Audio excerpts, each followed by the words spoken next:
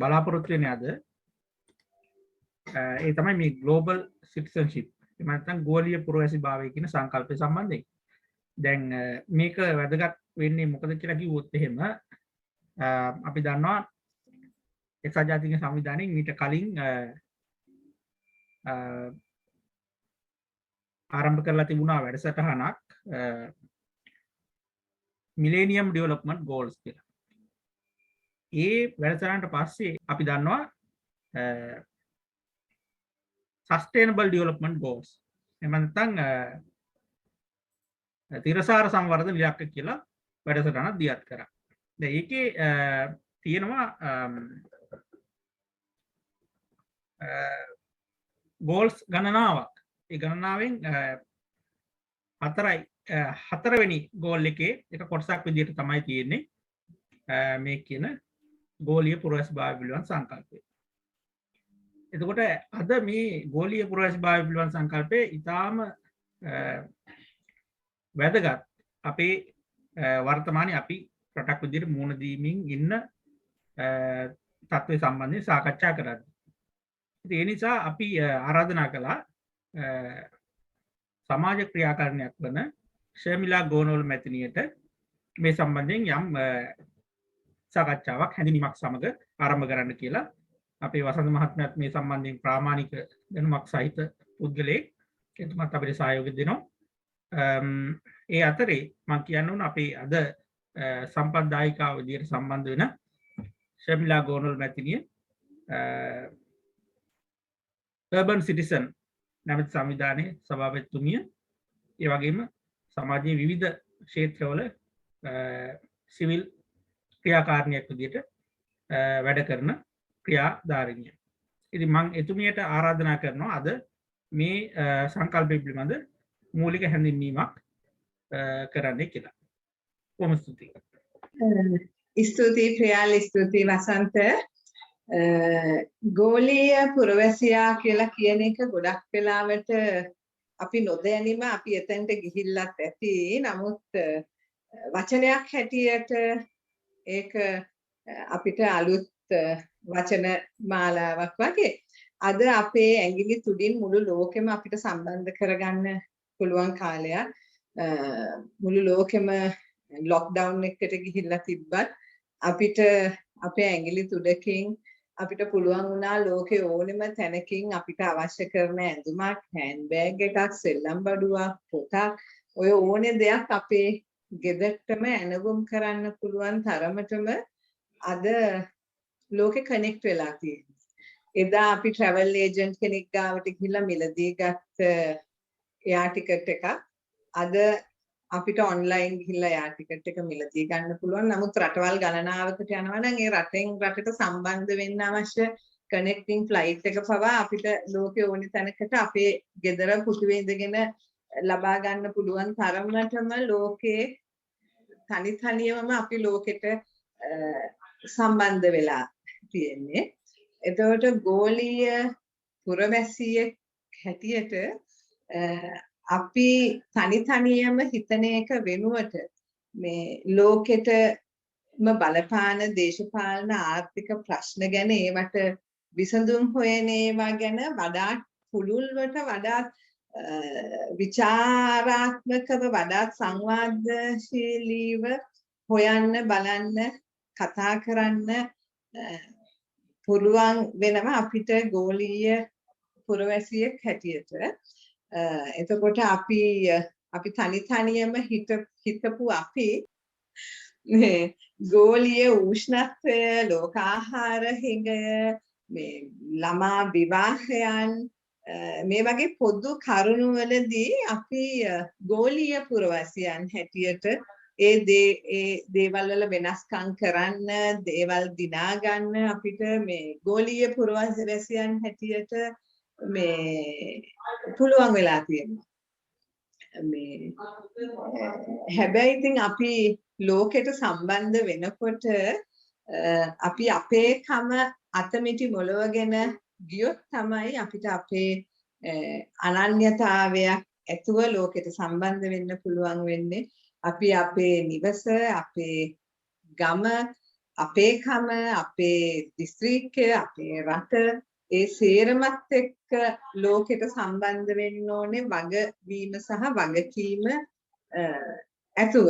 එතකොට ගෝලීය පුරවැසියෙක් හැටියට අපි සම්බන්ධ වෙච්ච හැටිය අපි ඊට මේ දැනුමෙන් සංජානනීය විය යුතුයි දැනුමෙන් සන්නද්ධ වෙන්න ඕනේ. ඒ කියන්නේ මේ සාක්ෂරතාවය විතරක් තිබිලා නෙමෙයි කියවීම ලිවීමට එහා ගිය ලෝකෙට සම්බන්ධ වෙන්න ලෝකෙ ගැන කතා කරන්න පුළුවන් වඩාත් පුළුල් පරාසයකින් කතා කරන්න හැසිරෙන්න පුළුවන් දැනුමක් අපි දවස ගානේ මේ යාවත් කාලීන කරගත යුතුයි. ඒ වගේම සමාජ සංවේදීතාවය සෝෂියෝ ඉමෝෂනල් පැත්ත අපි ඩිවලොප් කරගන්න ඕනේ. ඒතකොට behavioral skills ගෝලීය පුරවැසියෙක් හැටියට ඒ තුල අපි සැරිසරන්නේ කොහොමද කියන එක පිළිබඳව මේ අපි හොඳින් දැනුවත් වෙන්න ඕනේ. තවත් කෙනෙකුට බාධාවක් මේ බරක් නොවි කරදරයක් නොවි ඒක තුල සැරිසරන්න සංජානනීය කුසලතාවය දැනුම සාක්ෂරතාවය ගැන එහා ගිය දෙයක් කියලා අපි කිව්වම අපිට මේ සමාජ මාධ්‍ය හරහා නොයෙකුත් දේවල් දකින්න ලැබෙනවා. විශේෂයෙන් හිතන්නකෝ දැන් ඔය කවුරු හරි ප්‍රසිද්ධ කෙනෙක් පිළිගත් කෙනෙක් මැරුණා කියලා සමාජ මාධ්‍යවල යනවා. අපි ඒක බලනවා අපි ඒක තව කෙනෙකුට යවනවා අපි පුරුද්දක් හැටියට නොදැනුවත් කරන දෙයක්. අපි ඒක තව කෙනෙක් එක්ක ෂෙයා කරනවා අපි ඉන්න ගෲප්ස් වලට අපි ඒක ෂෙයා කරනවා. නමුත් අපි බලන්නේ ඒක අපිට ලැබිච්ච සෝස් එක මොකක්ද කියන එක. ඒ අපිට පණිවිඩයක් එවපු කෙනාට ඒක අපිට ලබා දෙන්න තරම් තියෙන සුදුසුකම් මොකක්ද? පිළිගැනීම මොකක්ද? ඒ කෙනාගේ තියෙන මේ දැන හැඳුනුම්කම් මොනවද? ඒ කිසි දෙයක් ගැන අපි සොයා බලන්නේ අපේ ටෙලිෆෝන් එකට කම්පියුටරේට යමක් ආවනම් අපි ඒක ටක් ගාලා ෂෙයා කරනවා අපි ඒක මේ පුළුවන් තරම් බෙදා හරින්න තමයි බලන්නේ. එතකොට මේ කරුණු එවපු කෙනාගේ අපේක්ෂාව මොකක්ද කියලා අපි දන්නේ නැහැ. විශ්වාසවන්තභාවය මොකක්ද කියලා අපි දන්නේ නැහැ. ඒ කෙනා ඒ වගේ පණිවිඩයක් බෙදා හැරීම හරහා තව කෙනෙකුට හානියක් සිද්ධ කරනවද? ඒ කෙනාගේ වාසියක් ලබා ගැනීමට යාමේ දේ කරනවද? ඒ කිසි දෙයක් හිතන්නේ හොයන්නේ බලන්නේ නැතුව අපි ඒ දැනුම අපි දැන් මීඩියා පැත්ත එහෙම ගත්තම අපි මීඩියා ලිටරසි එක ගැන අපි උනන්දු වෙන්නේ නැහැ. අපි ඒ දැනුම ලබා ගන්නෙ නැහැ. ඒක නිසා ගෝලීය පුරවැසියෙක් හැටියට සෝෂියෝ ඉමෝෂන්ස් පැත්ත අපි ගත්තම මේ අපි සංවේදී වෙන්න පුළුවන් නම් අපි තුල ඒ තියෙන සංවේදීතාවය නැවත අපට අවදි කරන්න පුළුවන් නම් අපි හැම වෙලෙම කියන දෙයක් පොයින්ට බනට කියන දෙයක් දේශපාලන වේදිකාවල කියන දෙයක් ඔය සමාජ කතිකාවන් වලදී අපි නිතර කියන දෙයක් තමයි මේ නිල් මණිකක් අතින් ගත්ත සුරූපිනියකට මේ පේදුරු තුඩුවේ සිට දෙවුන්දර තුඩුව දක්වා මැදියම් රැ වුණත් තනියමම පයින් ගමන් කරන්න පුළුවන් වටපිටාවක් අපේ රට තුල තිබ්බා කියලා. අද ඒ සමාජ සංවේදීතාවය නැති වෙලා ගිහිල්ලා තියෙනවා. අපි විශ්වාස කරන්නේ අපි අල්ලසක් ලබා ගැනීම හරහා රටකට ජනතාවකට ආයතනයකට සංවර්ධනයකට කරන විනාශයක් වැරැද්දක් මේ අමානුෂිකකමක් එහෙමත් නැත්නම් මේ තව කෙනෙක්ට ඍජුවීම හරහා තව කෙනෙකුට ලැබෙන්න තියෙන දෙයක් වැළැක්වීම හරහා සත්වයකට හිංසනයක් කිරීම හරහා තව කෙනෙක්ට අපහාස කිරීම හරහා කෙනෙක්ගේ ආත්ම ගරුත්වය පිළිබඳ ප්‍රශ්නයක් වෙන්න පුළුවන්. මේ වගේ දේවල් ගැන අපි සංවේදී වෙන්නේ නැහැ. අද ගොඩාක් දුරට අඩු වෙලා තමන් ගැන තමන්ගේ දියුණුව ගැන මමත්වය ගොඩනගා ගැනීම සඳහා මේ දුවන සමාජයක් වෙලා අපිට ඒ දේත් එක්ක මේ හොඳ ගෝලීය පුරවැසියෙක් හැටියට සම්බන්ධ වෙන්න ගොඩක් අමාරුයි. එතකොට මේ behavioral skills කිව්වම ඔය සේරම සම්බන්ධ කරගෙන අපි කොහොම වගකීමෙන් වගවීමෙන් අනික් අයත් එකතු කරගෙන මේ පටු ආත්මාර්ථකාමී දේ නැතුව මේ කණ්ඩායමක් හැටියට ලෝකයක් හැටියට අපේ රටට ගන්න පුළුවන් හොඳම දේ ලබා ගැනීම සඳහා මේ අපි ඒ තලය පාවිච්චි කරලා ඒ ගෝලීය පුරවැසිභාවය තුල ක්‍රියා කර යුතුයි කියන ටික තමයි වසන්ත මම විශ්වාස කරන්නේ. ඊට එහා දෙයක් මට හිතෙනවා වසන්තට අපිට එකතු කරලා දෙන්න පුළුවන් කියලා. Okay. Yeah, it was good to it was a good introduction, and I mean it was good as a topic to listen. My question was, are we going to restrict this into something about the how responsibility as a global citizen, or are we going to talk about the ethics of a global citizen? I mean, like when you talk about the social media and all that, there should be an ethical framework which is not there yet. Like, for an instance, whatever I feel like, I will just post it on social media. So it can hurt Vasanta, it can hurt somebody else, it can hurt you, but I will not even bother about it. No. This can happen, like I will just be sharing things. Yes. Without any responsibility. This is done by professionals, non-professionals. So everybody, almost all the laymen do it. Not only the laymen, even the intentionally, unintentionally, both people do it. Both ways, yes. So, what shall we do? I mean, do you have a suggestion for it? Or is there anything we can do about it? Priyal as a lawyer and Vasanta as an expert to the subject, I'm sure they both can answer to that question. Yeah, what I like this, yeah. Okay. Yeah, I mean, the framework of the discussion is, as you said, the responsibility is that you have to think as a global citizen, right? If you think as a global citizen, you will be very, very responsible. This means that whatever we do, even a slightest thing as just sharing a post might crack a racial or ethnic disharmony or whatever the riots and whatever the revolutions or whatever. So these things are not minor things. These things are really have a kind of a great effect on our society and its cause.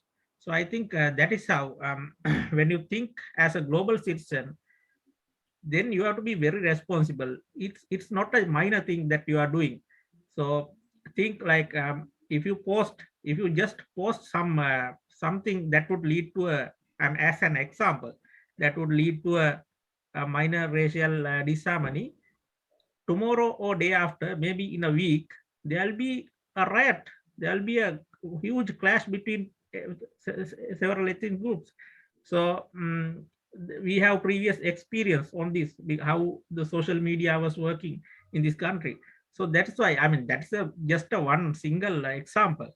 So if you think as a global citizen, not as a member of some minor ethnic groups or whatever the I mean, when you think about these clusters or ethnic groups, like we think as a Sinhalese or whatever. So you have to think as a global citizen rather than limiting yourself to these cults or whatever the limited groups. Meanwhile, we have to protect our identity. That's a different thing. But I think this is what global citizenship propose. You have to be very responsible. I mean, we can apply the same thing to environment. We can apply the same thing to economy and every other thing. So as an example, if you behave as a environmental friendly citizen, that will total up. If we all contribute in that way, that will someday control global climate change even. Yes. So that's what this concept suggests. I think mister Wasantha ඔයාට පුළුවන් නම් මොනවා හරි add කරන්න.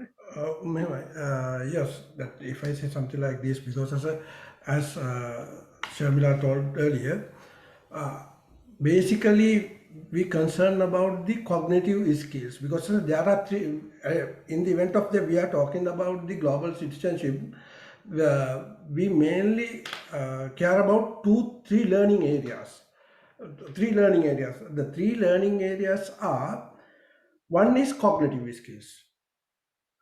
The other one is the socio-emotional skills, as she showed. Other thing is the behavioral skills. So that in the event of that, we are making or preparing or getting an education about the global citizenship, we have to concern on these areas. Actually, if you are going to talk about these cognitive skills, because as a cognitive skills is normally it comes through the literacy. Now, as Shamila told, yes, now the literacy is not just basic literacy what we learned, because that writing, reading, and identifying, doing something like that, understanding through that form is not enough.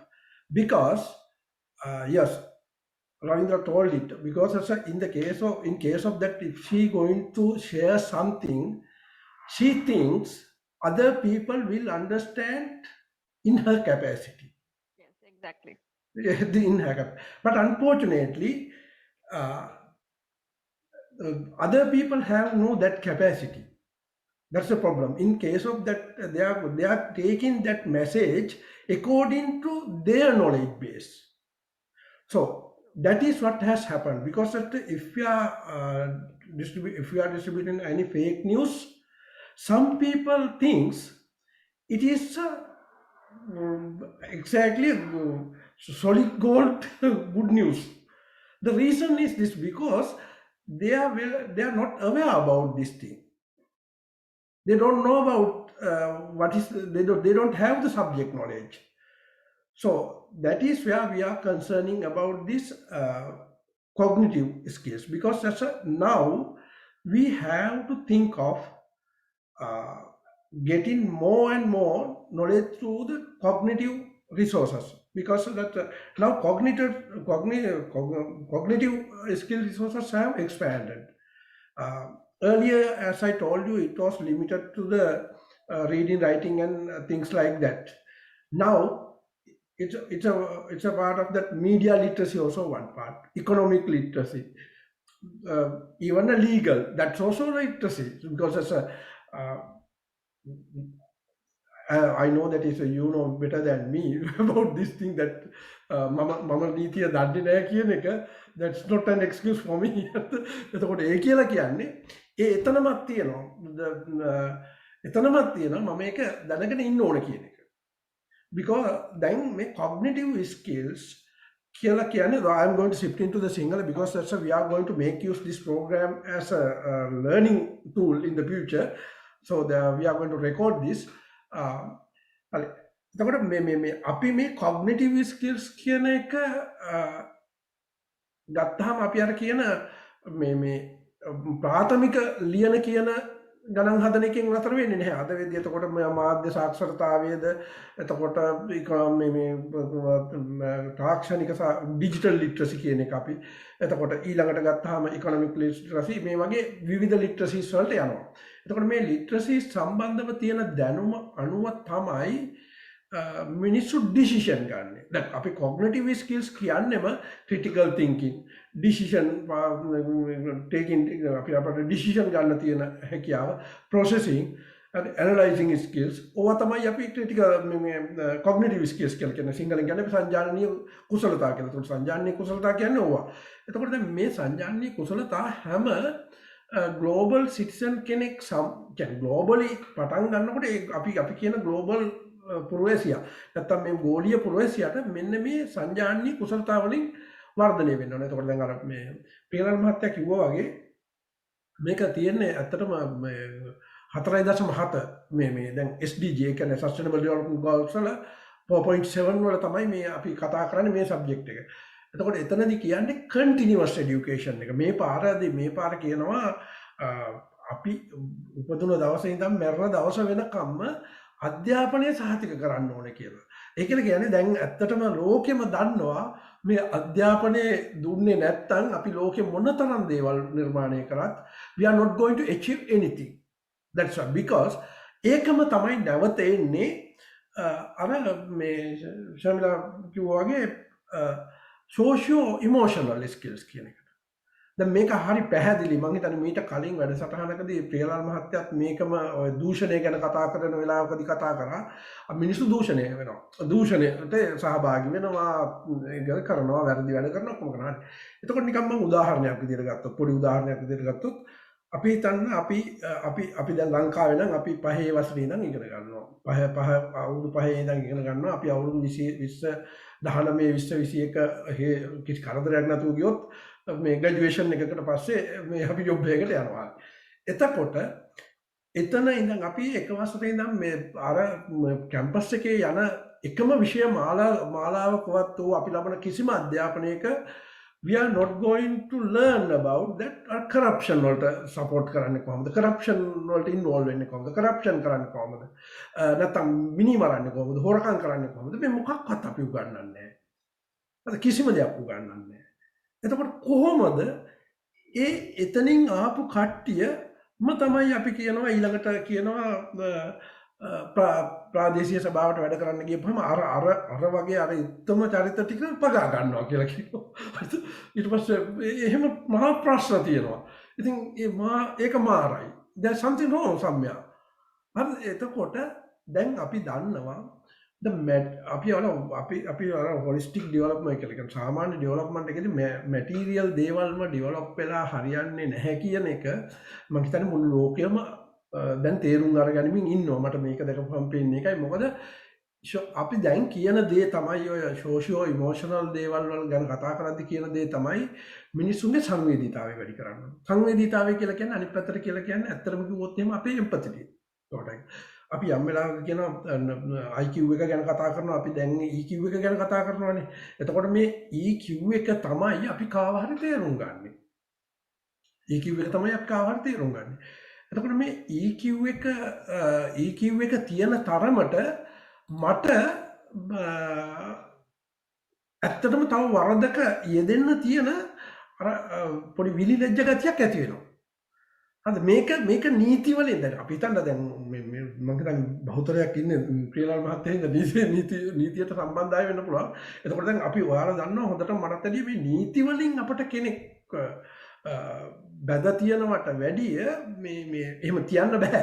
එහෙම තියන්න බෑ. මොකද නීතියට කියන්නේ නීතියේ ඇහි වැහෙන සැනින් ඒක යෙදෙනවා පව්. හරිද? එතකොට දැන් මම වාහනයක් කෙලවනවා නම් මම try කරන්නේ පොලිසියෙන් අල්පෙටි රුපියල් 100ක් දීලා යනවා, 200ක් දීලා යනවා, 500ක් දීලා යනවා. දැන් නම් රුපියල් 5000ක් විතර දෙන්න වෙනවා. මොකක් අරෝමිය හුඟක් ඒවා නැත්තම් මොකද 25000ක් විතර දඩයක් යන හින්දා මම රුපියල් 5000ක් දෙනවා. එතකොට මම කල්පනා කරනවා මේ වෙලාවේදී රුපියල් 5000ක් දීලා මම ආපහු මේත් දෙන්න නොයන එක හොඳයි කියලා. හැබැයි මට ඊට වැඩිය වෙනස් දෙයක් තිබුණා නම් මම රුපියල් 5000 නෙමෙයි 25000 ගෙවන්න කැමති වෙනවා. රුපියල් 5000 දෙන්න ලැජ්ජ වෙනවා. එතකොට අර මහත්යත් රුපියල් 5000 ගන්න ලැජ්ජ වෙනවා. එතකොට මගෙත් පොඩි බයක් ඇති වෙනවා මහත්යෙකුට රුපියල් 5000 දෙන්න ගිහලා මට නාන්න වෙනවා කියලා. ඉතින් මෙන්න මේක තමයි අර අපි කියන සෝෂියෝ ඉමෝෂනල් ස්කිල් එක. එතකොට මේ සෝෂියෝ ඉමෝෂනල් ස්කිල් එක කියලා කියන්නේ අපි අනික් කෙනාව දැනෙන විදිය. එතකොට අපි අධ්‍යාපන ක්‍රමය තුල අර මං කිව්ව විදියට මේක තියනවාද? අපේ සමාජෙ මේක තියනවාද? අපේ ගෙදර මේක තියනවාද? මම ඒකයි කිව්වේ ඉස්කෝලෙන් නම් ඉගෙනුවේ නැත්තේ හොරකම් කරන්න, නරක වැඩ කරන්න, අරවමයා කරන්න. අනිවාර්යයෙන්ම මෙයා ඉගෙනගෙන තියෙන්නේ එක්කෝ ගෙදරින් එක්කෝ වෙන කොහෙන් හරි. අපිට හිතා ගන්න වෙනවනේ එහෙම දැන් අර අපි අර ක්‍රිටිකල් තින්කින් වලට එන ඇනලයිස් කරලා බලපුවම කවුද උගන්වන්නේ නැත්තේ? පාරෙන් ඉගෙන ගන්න විදියකුත් නැහැ. මොකද චූටි ළමයි ඉපදිච්ච හැටි හොරකම් කරන්නේ නේ. එතකොට කොහේ හරි ගෙදරකින් තමයි මේක ඇවිල්ලා තියෙන්නේ. ඒ කියලා කියන්නේ අපේ પરම්පරාවකින් තමයි ඊළඟ પરම්පරාවට අපි දායාද කරලා තියෙන්නේ. ඒක නිසා මේ සෝෂියෝ ඉමෝෂනල් ස්කිල් එක හතර හා මේ කොග්නිටිව් ස්කිල්ස් අතර තියෙන හරි ඍජු සම්බන්ධතාවයක් හරි ළඟයි සමීපයි. ඉතින් මෙන්න මේ දෙක ඉගෙන ගත්තාම අපට behavioral skills කියලා කියන්නේ අපි ඒක ප්‍රැක්ටිස් කරන්න අපි දරන අපි වෑයම අපි නිකන් අර මේ ඒකට අපිට ගටක් ඕන. ඒකට අපි පොඩි ඩෙඩිකේෂන් එකක් ඕන. මොකද එහෙම දැන් මම ඔය එතෙන් යන්නේ ඒකට ගටක් ඕනේනේ. මම වෙනස් වෙන්න මේක වරකන් නොකරන්න කියන එක මට මේ මම මේක නොකළ යුතුයි කියන එකට මම මේ රාජකාරියට ගියපහම නොපිරියලා තව කෙනෙක් මගේ සේවය බලාපොරොත්තුෙන් ඉන්නවා මම යාට සේවය කරන්න ඕන කියන එක එන්නේ අර දැනුම මේ අර තියෙන ඒ මේ සෝෂියෝ ඉමෝෂනල් ස්කිල් එක සහ ඒකට තමන් තුළ දරන ඊට පස්සේ එතන ඉන්න පුළුවන් වෙන්න ඕන. එතකොට මේ ඉන්න පුළුවන් වීමත් එක කුසලතාවයක්. ඉතින් මෙන්න මේ කුසලතා තුන ගැන තමයි අපි ගෝලීය පුරවැසිභාවය ගැන කතා කරද්දී අධ්‍යාපනය ගැන කතා කරන්නේ. ඉතින් ඔව් අර මේ ශ්‍රවින්ද්‍රා කියපු දෙයට උත්තරේ කිව්වොත් ඔව් ඇත්තටම කනගාටුවට කාරණේ මේ අපිත් මේ මම හිතන්නේ ප්‍රියලාල් මහත්තයා ඔය මේ හුඟ දෙනෙක් අපිත් එක්ක පහුගිය කාලෙම අපි මේ පොඩි වැඩසටහනක් ක්‍රියාත්මක කරමින් ගියා මේකත් ඒකෙම කොටසක් ඒ තමයි මේ ගෝලීය පුරවැසිභාවය පිළිබඳ පොඩි අවදි කිරීමක් කරමුද කියලා. මොකද ඒක එහෙම හිතන්නේ මේ වෙන ප්‍රශ්නයක් ඉඳන් නෙමෙයි. මොකද ගෝලීය පුරවැසිභාවය තුල හුඟක් දේවල් වලට අපිට සමීප උත්තර තියෙනවා කියන එකයි. මම කියන්නේ අපි මොනවා කරත් අපේ සංස්කෘතියක් තියෙනවානේ. එතකොට අපිට අපේ සංස්කෘතියට ළඟයි මේක. කාගේ සංස්කෘතියටත් ළඟයි. මොකද මේ මුස්ලිම් සංස්කෘතියටත් ළඟයි, බෞද්ධ සංස්කෘතියටත් ළඟයි, ක්‍රිස්තියානි සංස්කෘතියටත් ළඟයි, හින්දු සංස්කෘතියටත් ළඟයි. මොකද එකකවත් මූල ධර්මය තුල නැහැ මේ ඒ කියන්නේ මුල් දහම තුල නැහැ ඒ හොරකම් කරන්න නරක වැඩ කරන්න කියලා. ඒ මුල් දහම තුල තියෙන හොඳ දෙයක්. ඒක කියපු විදිය වෙනසක් තියෙනවා. එතකොට මම කියන්නේ ඔව් මෙන්න මේ සහ කාරණා මේ අපට අහිමි වෙච්ච දැනුම අපට යම් පරම්පරාවකින් ගෙනියන්න පුළුවන් නම් හිතන විදිය වෙනස් කරන්න පුළුවන් නම් මොකද මම කියන්නේ අපි හුඟක් දේවල් කතා කරනවා අපිට පොලිටිකලි ලිටරසි වෙලා නැහැ අපි හිතනවා මේ හුඟක් දේවල් වෙනස් විදියට අපි හිතනවා අපි ලෝකෙත් එක්ක ගනුදෙනු කරද්දී අපි වෙනස් විදියට හිතනවා හරියටම කිව්වොත් කෙලින්ම සිංගප්පූරුවෙන් මේ ෆ්ලයිට් එකට නගිනකොට සාක්කුවේ දාගන්න ටොපික් වල වාර අපි සිංහලකම කෙලින්ම කටුනායකදී ප්‍රකාශ කරනවා එහෙම කෙලින්ට දාලා එහෙමයි අපි. හරි එතකොට අපි දන්නවා අපි වැරද්දක් හැබැයි we are not ready to change.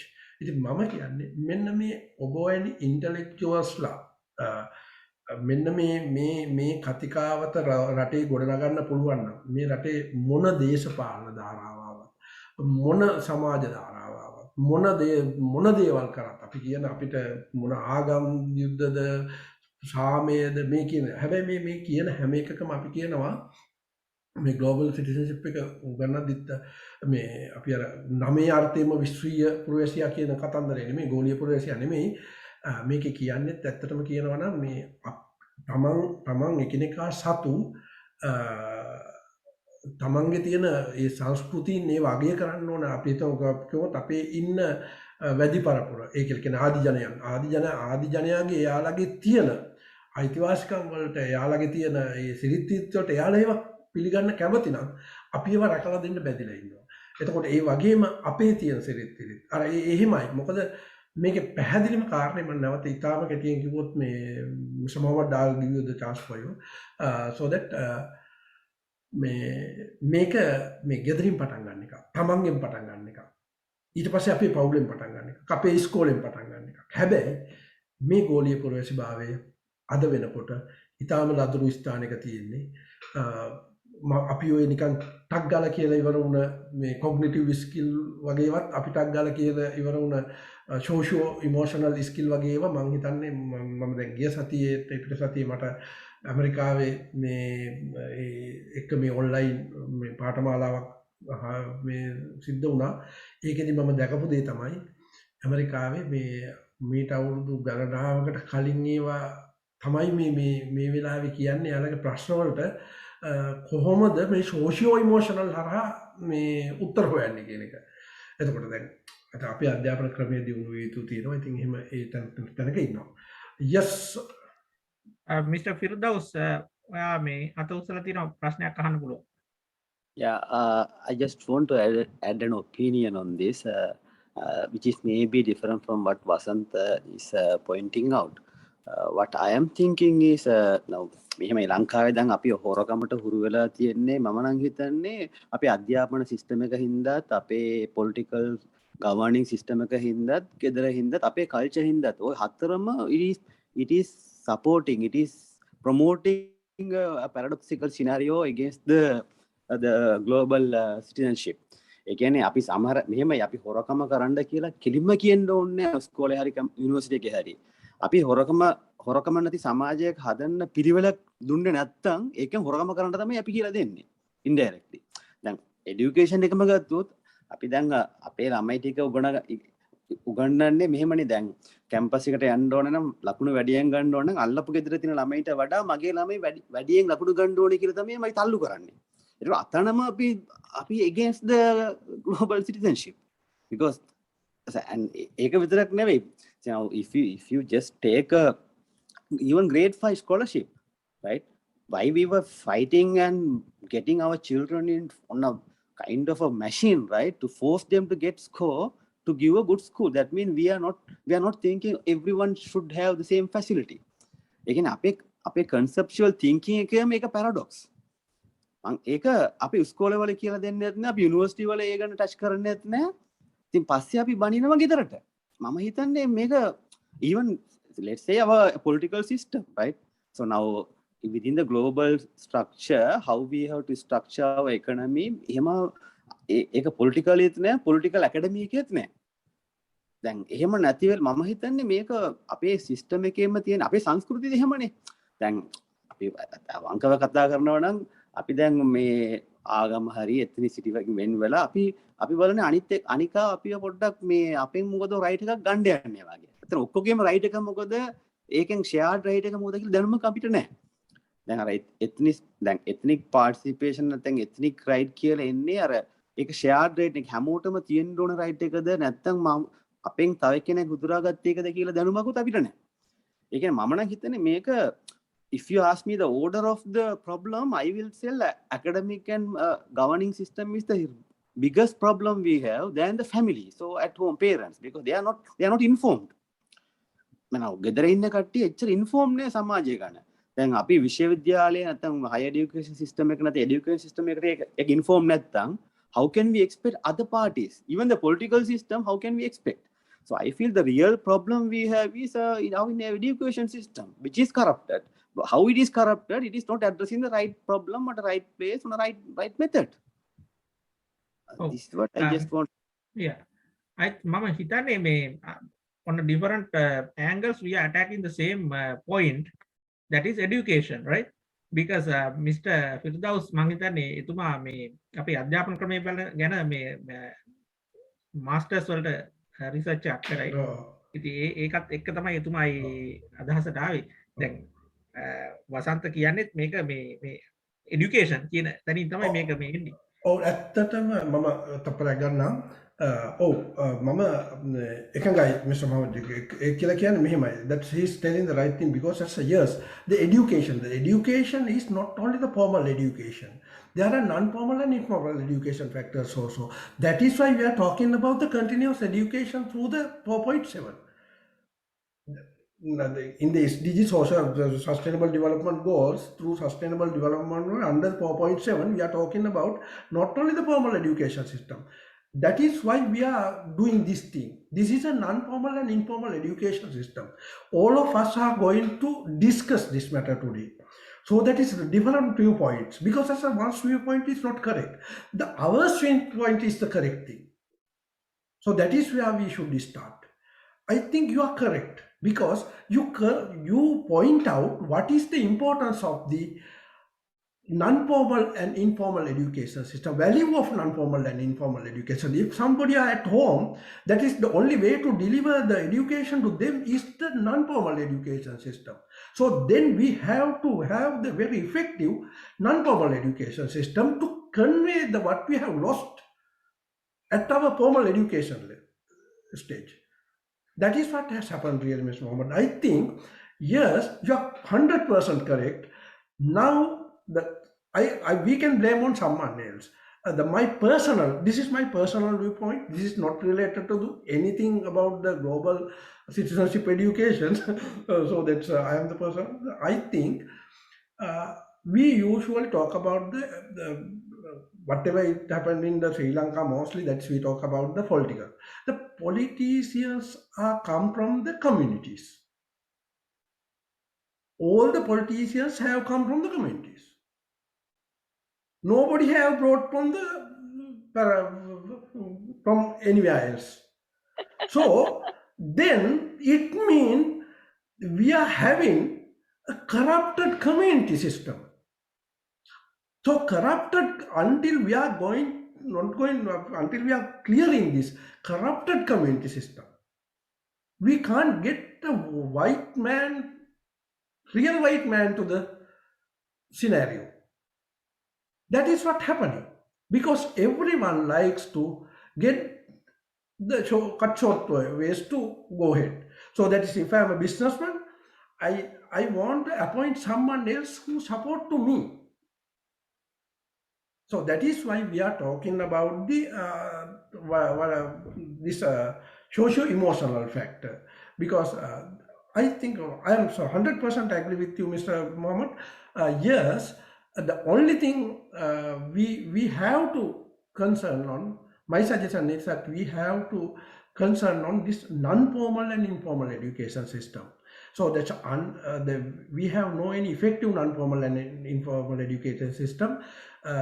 මම මේක මෙහෙම කිව්වොත් මම මේක ඉතාලම පැහැදිලිව කියන මම ඔක්කොම එක ඒ තමයි මේ අවිධිමත් හා නොවිධිමත් අධ්‍යාපනයේ වැදගත් කියන එක කියලා කියන්නේ අර දැන් අර කොග්නිටිව් ස්කිල්ස් කියද්දිත් මේ සුමාමත් මම කියපු දේ තමයි අපි අර මීඩියා ලිටරසි ගැන කියන්නකෝ. දැන් මීඩියා ලිටරසි ගැන කියපුවාම අපි අද Facebook එක අරපුවාම ඔයා කියන්නේ මම හිතන්නේ නීතිඥවරු වුණා ඔබතුමාලාට වැඩි නීතිය දන්නවා අම්මටද අර Facebook එකේ ඉන්න බොහොම දෙනෙක්. එයාලා දන්න නීතිය බලපුවාම ඒක දැන් නොදන්න කෙනෙකුට හිතෙනවා මේ තමයි නීතිය කියලා. මේ එතකොට මට වගකීමකින් තොරව ප්‍රකාශයක් කරන්න මට බය නැතිව ගිහිල්ලා තියෙනවා. මම කතරු කෙනෙක් වෙලා. එතකොට වගකීමකින් තොර ඒක අර මීඩියා ලිටරසි එක නැති අය විසින් ඒක ගන්නවා. එතකොට දැන් අර අපේ තව කියමනක් තියෙනවානේ අර බුද්ධිමතුන් නිහඬව ඉන්න එක ප්‍රශ්නයක්. ඒක මට දැන් ඒක කියන්නේ බුද්ධිමතුන් නිහඬව හිටපුවම වෙන්නේ ඒක තමයි. ඒක තමයි මේ රටට වෙලා තියෙන්නේ.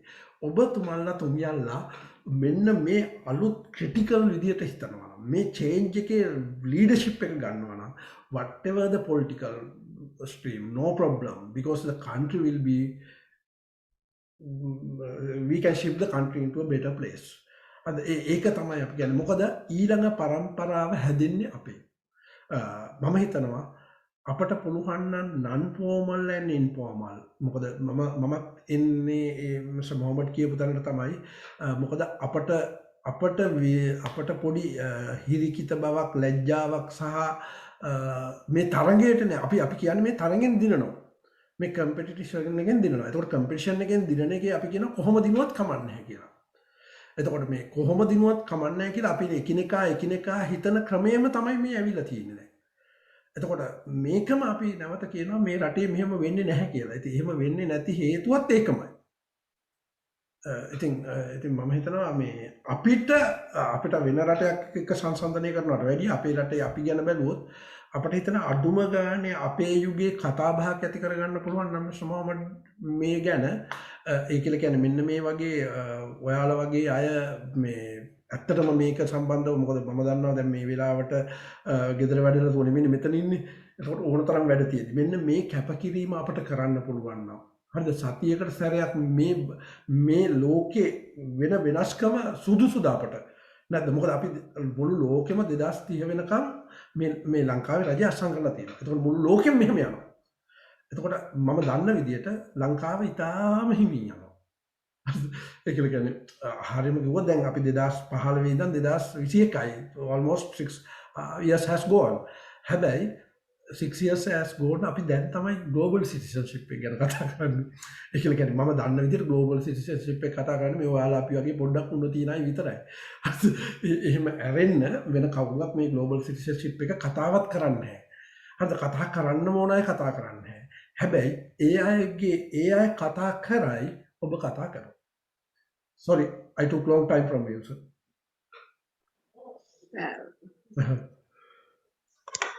Yes, Shamila. Can I take a minute? Yeah, sure. Yes. Yeah, Vasant, I think you hit the nail on the spot when you said the society is corrupt. But we can't also forget that the society is corrupt because the society is totally politicized, Vasant. Education is corrupt because the education system is totally politicized. I'm just going out of the topic, but just to confirm what you said, because a teacher can't get a transfer, teacher can't get a promotion to be a principal, you can't enter a child into a school without going to a politician today.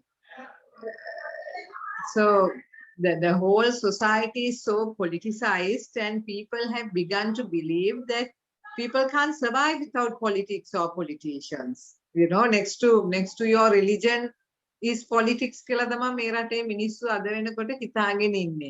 එහෙම නැත්නම් වසන්ත අද වෙනකොට අපි සල්ලි දීලා ගත්ත කහපාට gas සිලින්ඩරේ අපි ගෙවල් වල තියන් ඉන්නවා මේ රටේ ගෑස් වෙළඳ පොලේ වෙළඳ භාගයක් ලාෆ්ස් ගෑස් එකට තියාගෙන ඉඳද්දි. People are not addressing, they are not demanding that they have the right to get the services for what they have paid.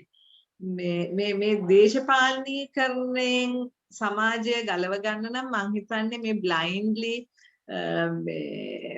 විශ්වාසනීය නැති සමාජ මාධ්‍යවල යන දේවල් මේ විශ්වාස කරලා ඒ මත ක්‍රියා කරන එක නවතින තාක් මං හිතන්නේ මේ සමාජයේ මෙහෙම පවතී. අර විශ්වාසනීය ප්‍රවෘත්ති සහ අනිකුත් දේවල් අපි අරගෙන ඒ අනුව අපි පුරවැසියන් හැටියට තනි තනියම පෙනී හිටියොත් අපිට ගොඩාක් දේවල් දිනා ගන්න පුළුවන් වෙයි කියලා මං හිතනවා.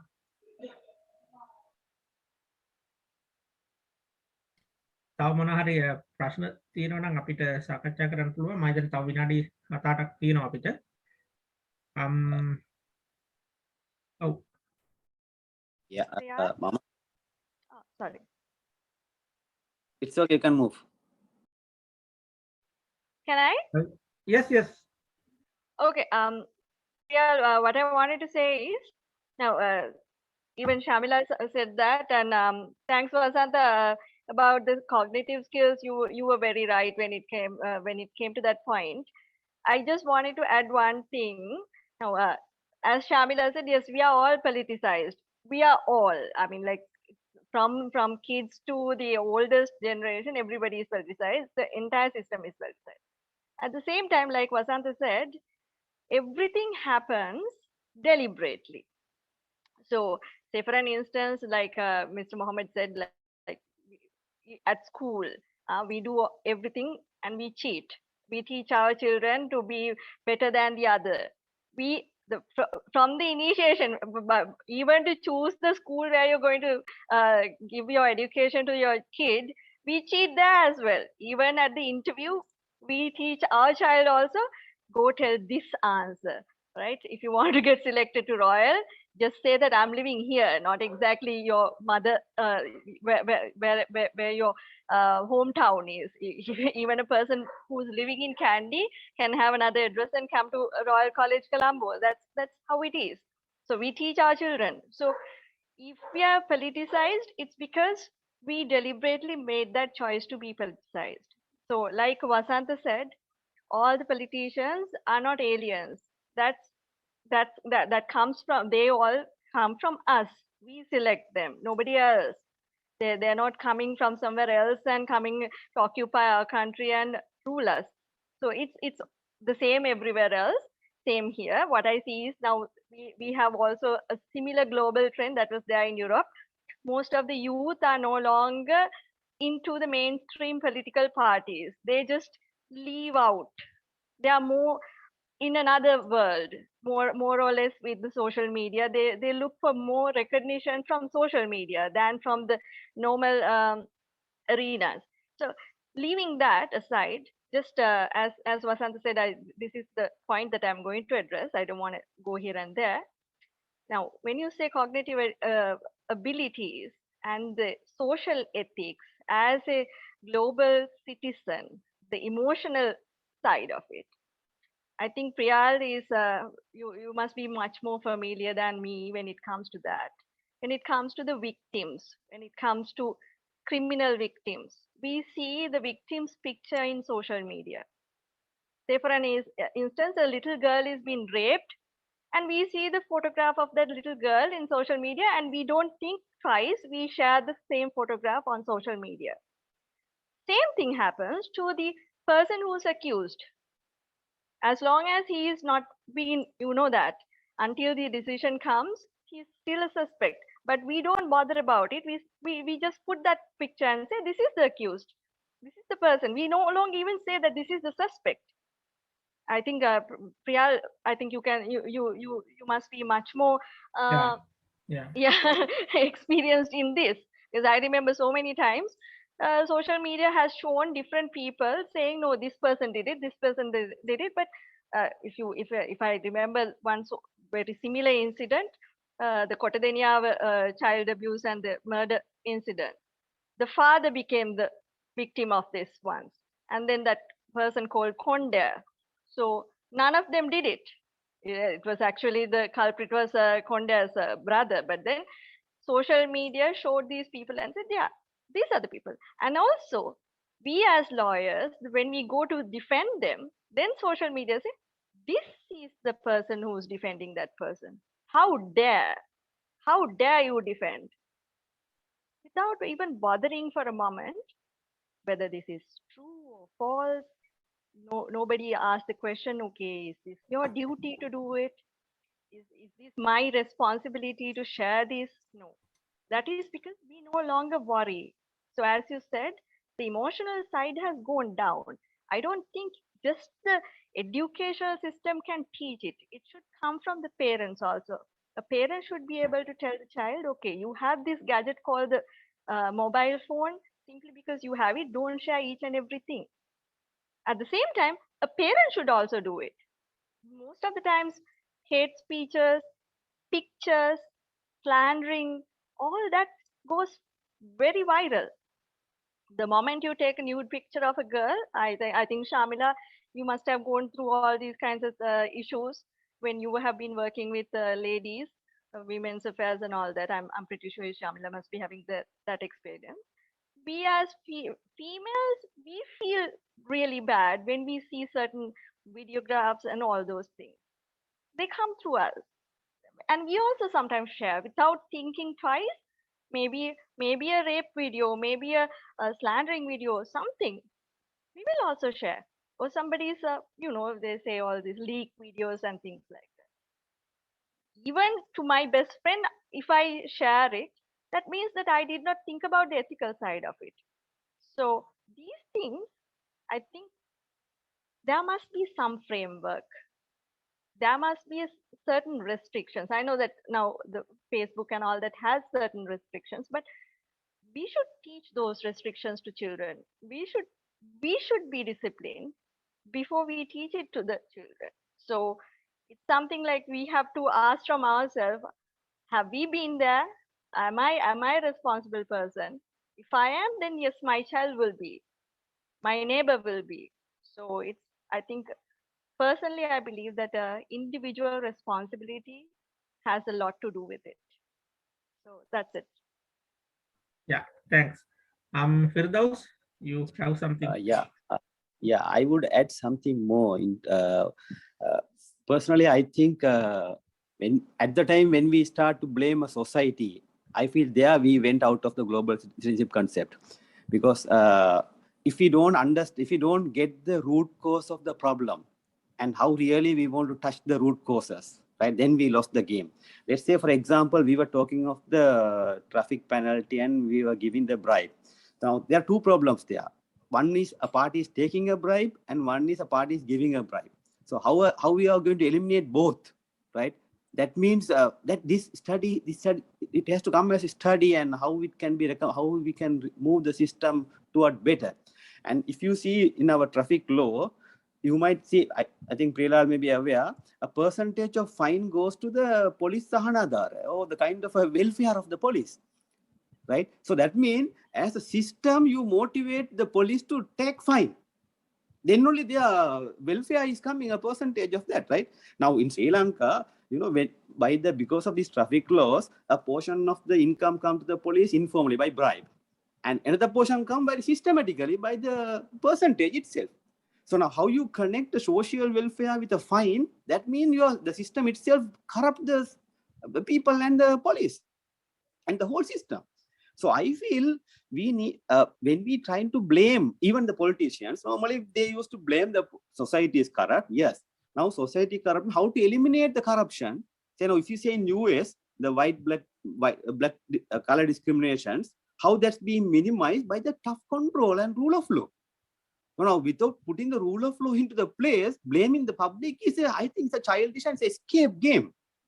Now in Sri Lanka now, if you ask the academics, education, they again blame the family. Politician, they blame the society, right?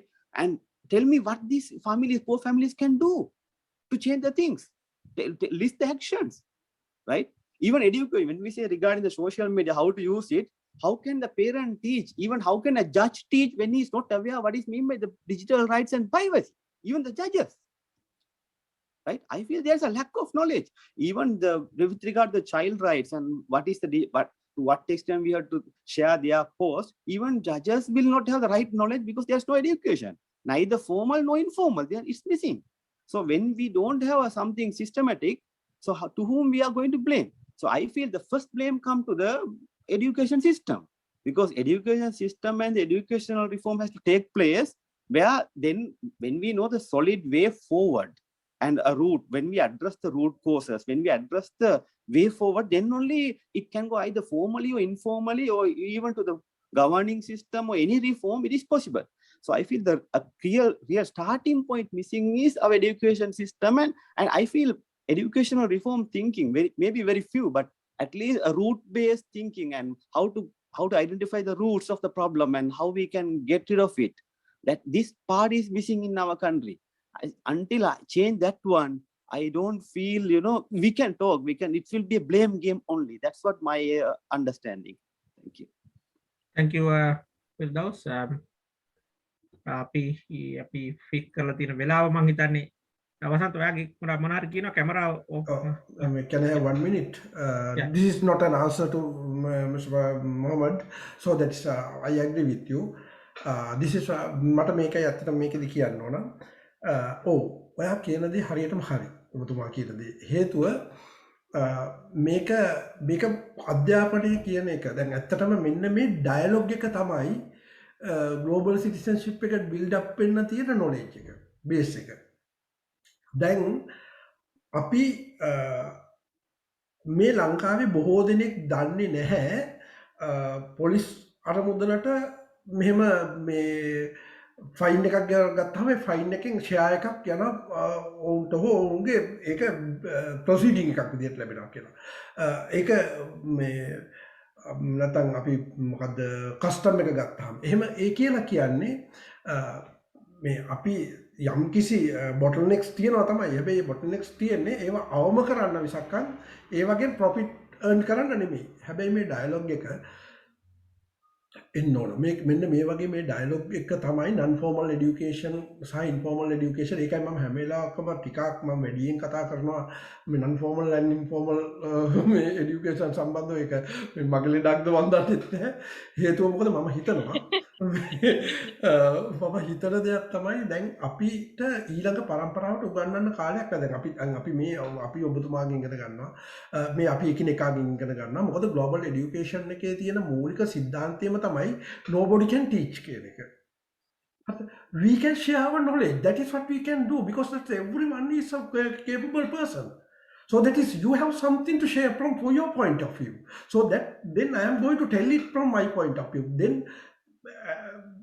දැන් අපි මෙතන තැනකට එනවා. මේ තැනකට ඇවිල්ලා so අපි දන්නවා හරි මේක කරන්න ඕන that we are going to find a solution, Mr. Mohammed. So if we are going to keep this dialogue continuously, some other people will join us. එතකොට අර ඔව් සමහරක් වෙලාවට පටන් ගද්දි මේක ඩිබේටිං වගේ වෙන්න පුළුවන්. හැබැයි මෙහෙම දෙයක් තියෙනවා. හැබැයි අපේ කන්සර්න් එක අපි කියවනේ දැන් මම සෝෂියෝ ඉමෝෂනල් ගැන ගන්නක් කිව්වනේ. ඒ කියලා කියන්නේ මගේ කන්සර්න් එක ජෙනුයින්. මම ඇත්තටම හිතනවා නම් මේක යහපත් වෙන්න ඕන කියලා. We have to create this dialogue, Mr. Muhammad. We have to make awareness. මේ awareness එක දෙන්න වෙනවා. මොකද ඔබට ලැබිලම තියෙනවා එක දෙයක් ඔබ පිළිගන්නවා. මේක මාළු ලෑල්ලක ඉඳන් දීපුවාම තමයි මේකට වටිනාකම නැතුව යන්නේ. ඒක තමයි තියෙන ප්‍රශ්නේ. එතකොට මේ දැන් වෙන්නේ අපි මාළු ලෑල්ලෙන් අහලා තමයි ලොකු අය ඩිසිෂන් ගන්න.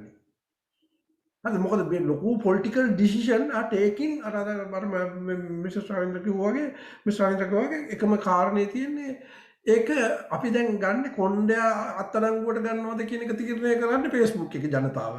හරිද? එතකොට අපි පොලිටිකල් චේන්ජ් කරනවාද කියලා කියන්නේ Facebook එකේ ජනතාව. රටේ නීති වෙනස් කරනවාද කියලා තීරණය කරන්නේ Facebook ජනතාව. Unfortunately මේ සාක්ෂරතාවය පිළිබඳ ප්‍රශ්නයක් තියෙනවා. ඉතින් ඔව් අපි කාලයක් යනවා. මම තව එක දෙයක් කියන්නම් මිස්ටර් මොහමඩ්. මම ඔබතුමා කියපු එකක් ගැන හරි කන්සර්න්. ඒ තමයි ෆෝමල් එඩියුකේෂන් සිස්ටම් එක තුළ අපේ අධ්‍යාපනය ක්‍රම තුළ මේක තියෙනවද නැද්ද කියන එක. මේ වගේම අපි පොඩි කතා බහක් ගියා මේ අපේ දූෂණය මැඩලන් අපේ නීති ඇද්ද කියන එක ගැනත්. එතකොටත් අපිට තේරෙනවා මේ කලින් අපේ කතාවක් ගියා. එතකොට අපිට තේරෙන දේ තමයි අපි නීතිය ගැන දන්නේ නැහැ කියන එක. එතකොට දැන් අධ්‍යාපන ක්‍රමයේ සම්බන්ධවත් මම අපි මේක දිගින් දිගටම අරන් යන්න මේ ප්‍රේලන් මහත්තයත් එක්ක මම කතා කරා. අපට පුළුවන් වෙලාවක මොකද අපිට තියෙන වැඩත් එක්ක අපිට මේ කතා බහට දක්වන්න මම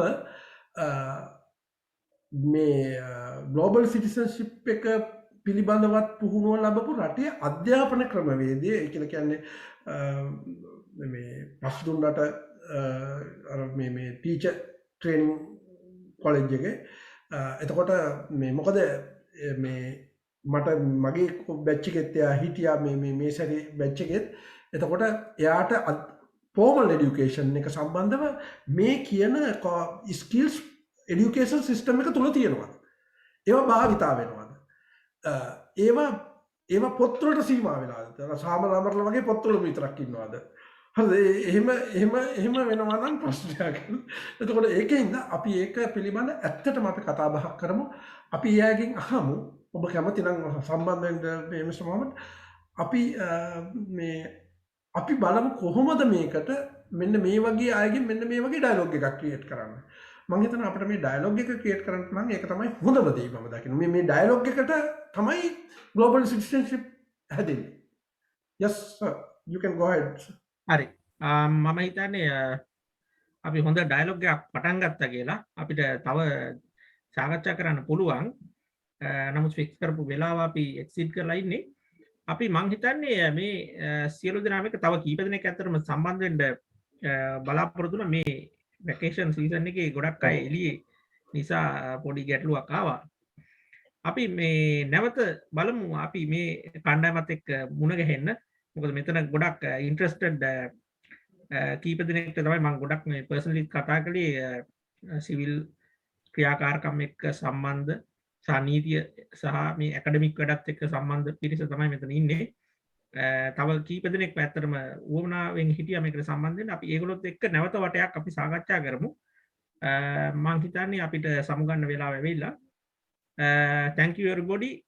අපි ආයෙත් වටයකින් මේ සම්බන්ධයෙන් සාකච්ඡාව දිගට අරන් යමු කියලා ඒකට සම්බන්ධ වෙන්න කියලා මම ඔයගලන්ට ආරාධනා කරමි. අපි සමුගන්න. thank you. Thank you.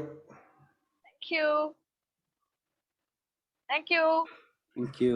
Thank you. Thank you.